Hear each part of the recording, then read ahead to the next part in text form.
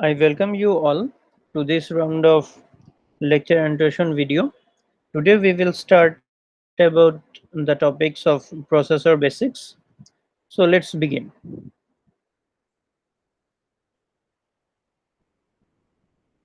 At first, we are going to look how a program or a single instruction executes. When we write a instruction in our high level language, say for example in the language C or any other language which has semicolon as the delimiter, which uses semicolon as the to mark the end of an instruction. So here we are going to see two numbers or two variables a and b. We add them and store the result in another variable c. Now what happens next? The compiler transforms it directly into a machine code, or it transforms into an assembly language code. This is the assembly language code. You are quite familiar with this assembly language code, and this assembly language code is inputted in the assembler, which then transforms it into the machine language code. So either directly the compiler transforms the high level language to machine language, or the high level language is passed through the compiler to the assembly language and then to the assembler to then transform into a machine language code. And finally, the loader of the system loads this machine language and turns it into a executable machine code, which is executed by our computers. This is how every bit of command we give, every bit of instruction that we give to the computer, it executes in this fashion. So let's move on forward. And I have to tell you this, this execution, you will get familiar with it in your course compiler design. So look out for it. Now let's come to the topic of block diagram and basic operations. Now we were familiar with the term interrupt. The interrupt was checking for direct interference or some other high priority instruction throughout our execution process. So here we see in the basic block diagram, this is kind of the data processing unit, and then it is the control unit which has the PCO or program control unit, and as a whole it is called CPU or central processing unit, and it is connected to the memory and input output devices, etc. So let's move on forward to basic operation. Now what happens in a basic operation?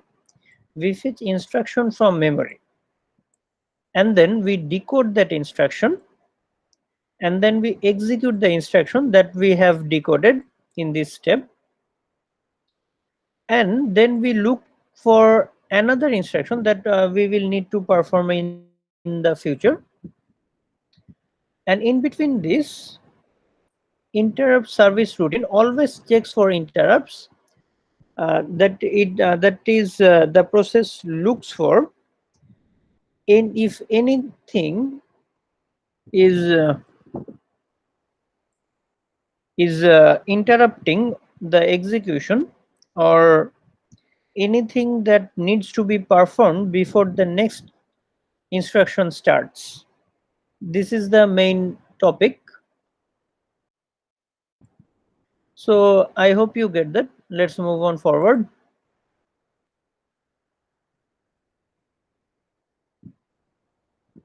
Now the basic CPU design.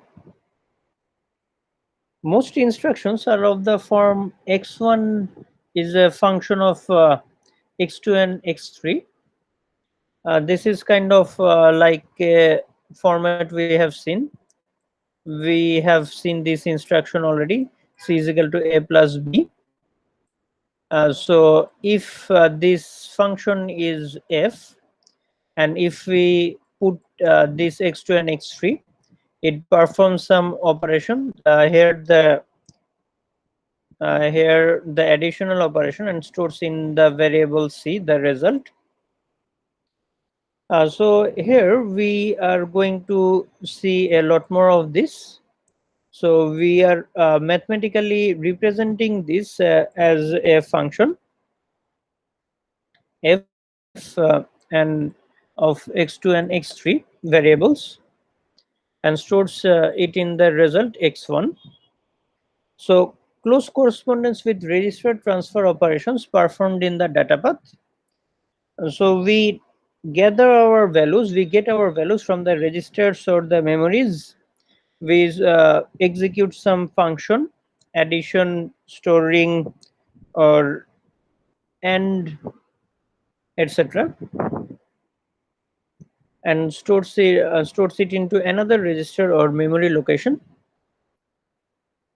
So simple CPU design typically use accumulator.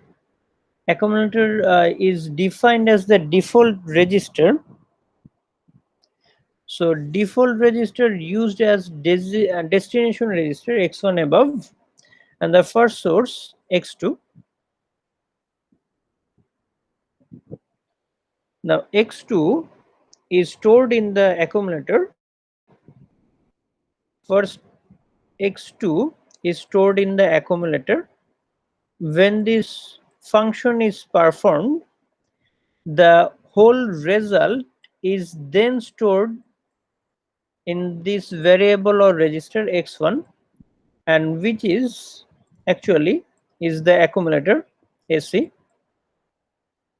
So now AC is the default register used in the destination register as x1, and the first source register x2, etc. The other typical default registers: IR instruction register, PC is the program counter, MAR or AR memory address register, MDR is the memory data register. We are quite familiar with these terms, so I'm not going to repeat this and in detail.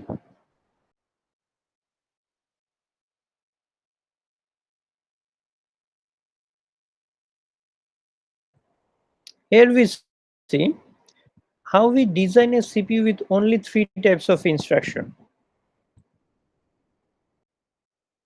This is the most simplest design for a CPU that is possible. So now we can only perform these 3 instructions. One is move, another is add, and another is end. So now we know we are already familiar with A and D. And that is we get one input and we get another input, and the result of end in the truth table format. If both inputs are 0, we get a 0. If any of the input is 1, we still get 0. It only gives 1 when both the inputs are 1. This is the AND operation that we are very familiar with. So this function is performed in at least 3 types of instruction. And addition, that we get bitwise addition, we are familiar with it, and we have used it in our previous lessons. And another thing is to move from one register to another register, the contents. So that's it. And then we are withholding or ignoring interrupt handling for now. So now comes the design approach. At first we use a 5-step ASM design method. Algorithmic state machine is the full form. You can also find it in Google, which is the full form of ASM. You can ask Google and it will answer you. And the first device, a pseudocode solution for the operation of the CPU. This is the pseudocode solution. So what we have here is that from the program counter we get the values for the instruction in the air address register, and then we increment program counter by 1. We fetch the address from the memory into instruction register IR, and then the switch begin. Switch case, we are familiar with it in the uh, C programming course.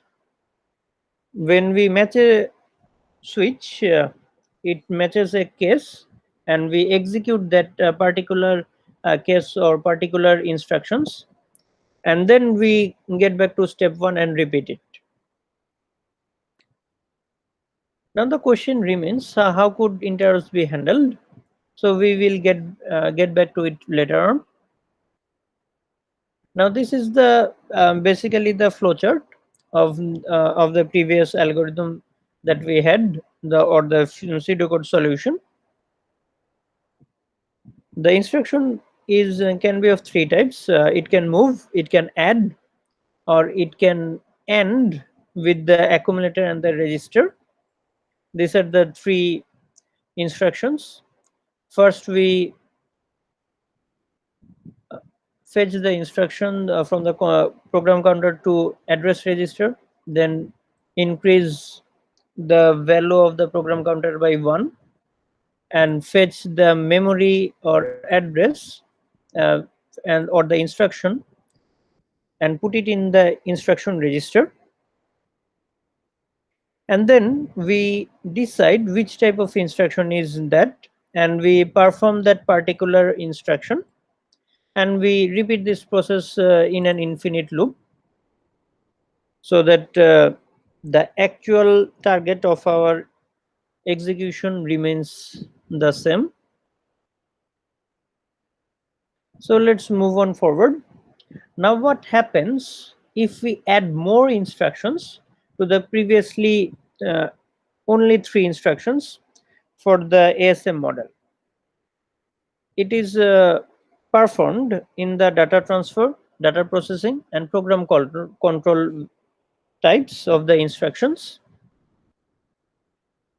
And we are quite skipping the expanded instruction set for now on.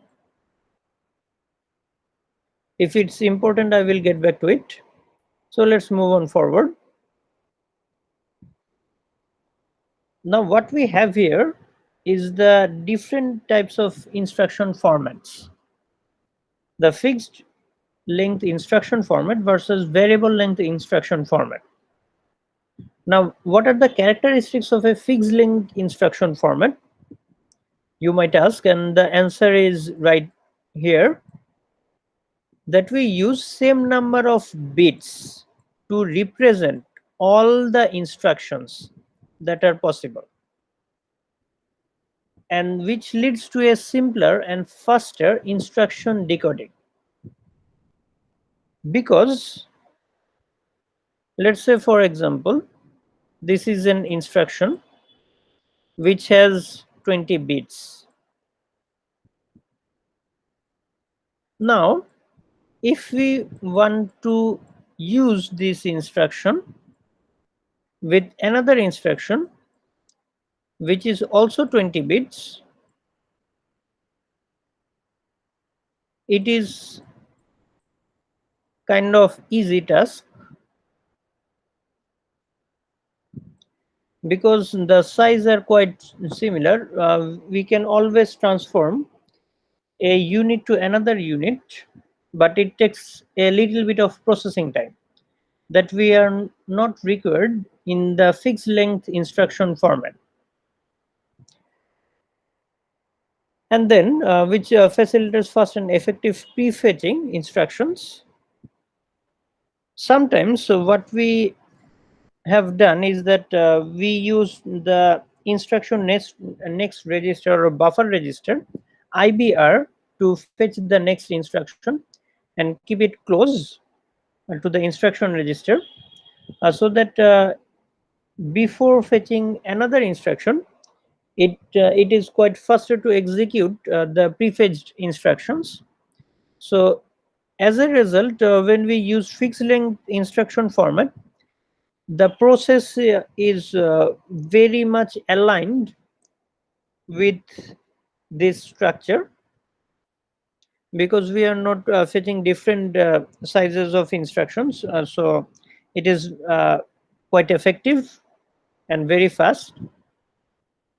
And what happens when this lengths of the instruction varies? Say for example, this is 20 bits and this is 26 bits. What happens when, if this instruction is much larger or not uniform or aligned with any other instructions, then it makes it difficult to prefetch the instructions. So it's listed in the slide that use of different number of bits for different instructions. It's kind of it's kind of stated already in the name, variable length. So we use different number of bits for different instructions, and can accommodate short and long instructions without a waste of memory. It kinds of works in a dynamic way, so that it's very easy to accommodate short and long instructions without wasting a huge amount of memory.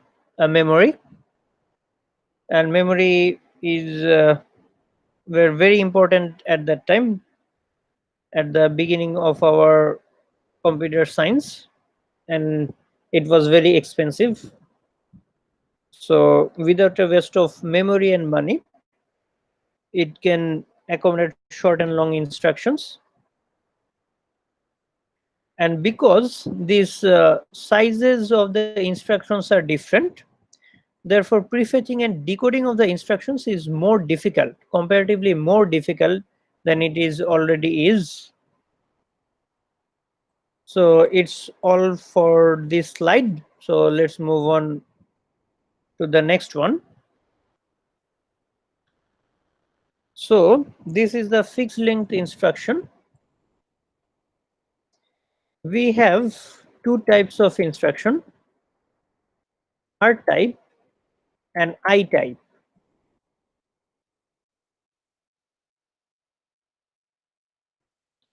So nowadays our microprocessors are very fast, and in this example we are seeing just a glimpse of how fast it is. Now MIPS is million instructions per second. So in terms of fixed length instructions formats, it executes millions of instructions per second. It is the speed, the sheer speed of the microprocessor we are going to acknowledge here.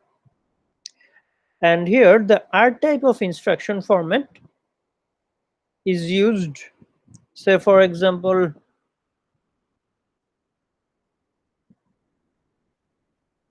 32-bit of instructions are used in the R type of instruction format. And for I type instruction format, we use also 32 bits of instructions. So there is no variance in the instruction formats. So what is R type of instruction format? R type of instruction format is related to registers. That is, all the instructions, all the variables that are required to execute this instruction or store this instruction can be found in the registers directly. This is the source. That is, we have to, if we want to execute this instruction, we have to store the mm, data into the registers first, and then store the result into another register, and then perform the functions or shift the bits, etc. These are quite self-evident in how many bits we are going to use for this instruction. And for the I type of instruction, it is kind of immediate thing. It is like that. It can fetch its instructions from an address or store the instruction to that address. These are the source, which are the registers, and this contains 6 bits, contains the operation code, which function that we are going to use, etc. So after performing these operations, in this register 1 or register 2 values or sources for this operation, and we store it in this address, which is 16 bits. So this is how a fixed length instruction format is represented. So I hope you get that. So I move into the next slide. Here we see the variable length instruction format. In the 1 byte format, it is of 3 types: 1 byte format, 2 byte format, and 3 byte format. In the 1 byte format, we use only opcode. In the 2 byte format, we can use the opcode and address. And in the 3 byte format, we use the data address, low byte and high bytes. So it would be clear in the quite clear in the next slides. But before that, if we represent an say for example a binary number which represents an operation code, so like this, I am going to write down some zeros and one. So this is the least significant bit, and this is the most significant bit. So every opcode or data address or any of the kind is represented in a binary format, and if it only contains the operation code, which operations to be performed in the data that we are dealing with at that instant, we use them, and this is what happens. And in the operation code, in the 2 byte format, we use this operation code and specify the data address from on which the operation code is to be the operation is to be performed, etc. And in the 3 byte format, we an operation can be binary type. The addition records two operands. So the data or address is written in this low byte and high byte and data or address. So let's move on forward.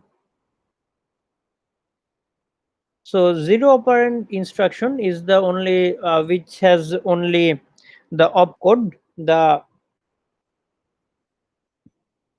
1 byte format addressing of the variable length instruction format. So it another name of it is zero operand instruction. Data is accessed from the stack, a LIFO structure, last in first out queue, and the one operand instruction is the 2 byte format, that is 2 bytes of the size of 2 bytes are executed in this structure. The accumulator register is used as the default second data input and the destination, and we get another input from the memory or the instruction register or data register, whatever we require. And the two operand instruction is one of the data inputs is the default destination. Two operand instruction is kind of 3-byte format, and the three operand instructions are given below: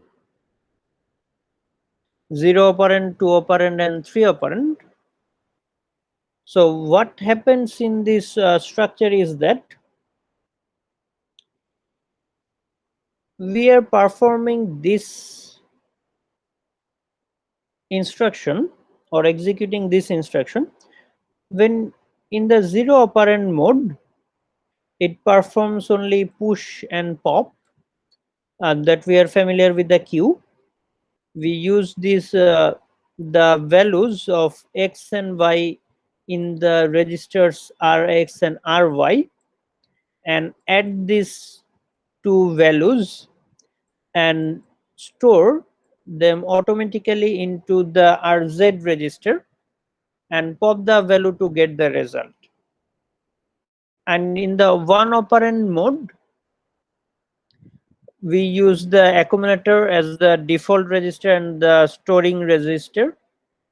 We use rx to the accumulator, then add it with ry,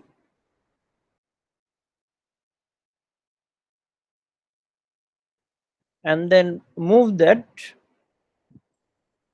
accumulator, the value of the accumulator in the rz, so that we get the result stored and shown from the rz register.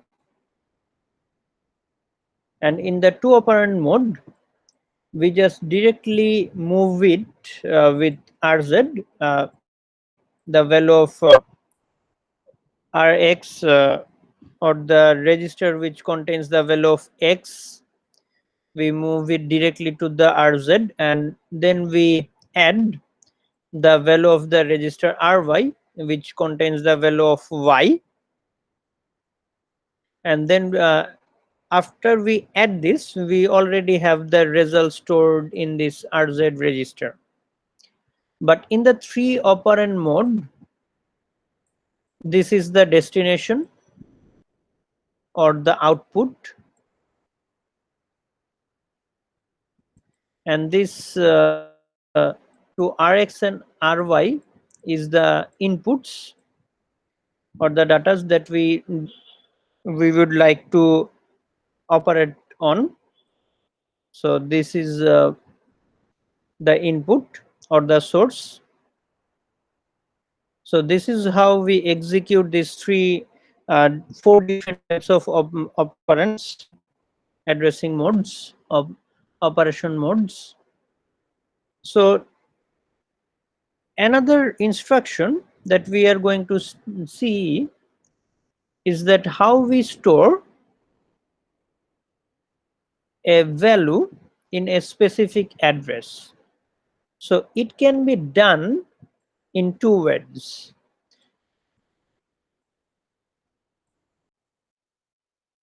It can be done in two simple ways. One is big in endian and other is little endian.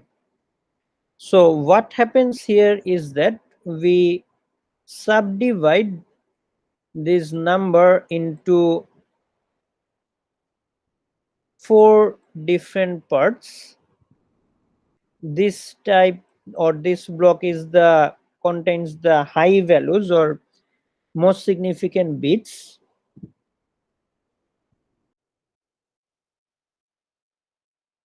and the other side, the 78, this is the least significant bits.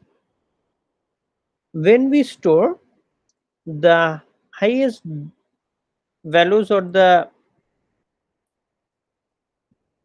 most significant bits first in the address, which is the first address is ABCDE0H. This is the first address. So if we store these higher values first and then consecutively lower values then on, and in the lowest we have this 7 8. It is called big endian storing system or big endian addressing modes.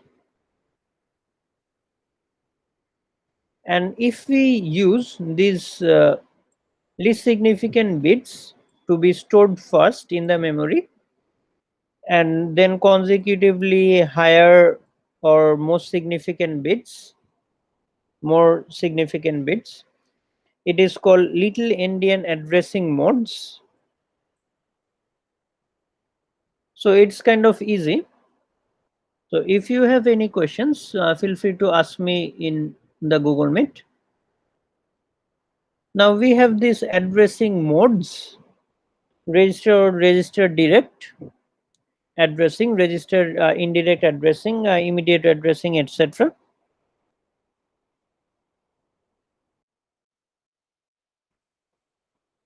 I will give you this thing self-study.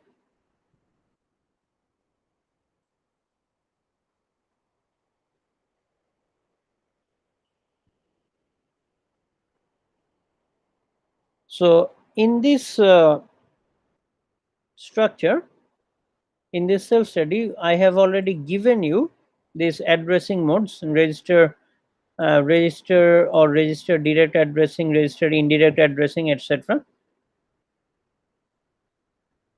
So you have to study this on your own. But if you have any problem, you should discuss it with me.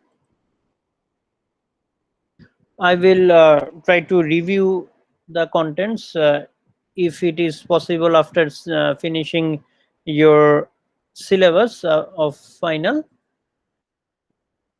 So then that is all for this lecture. Thank you all for listening to it. Hope you understand the instructions and my explanations and the annotations of this lecture. See you in next class. Thank you.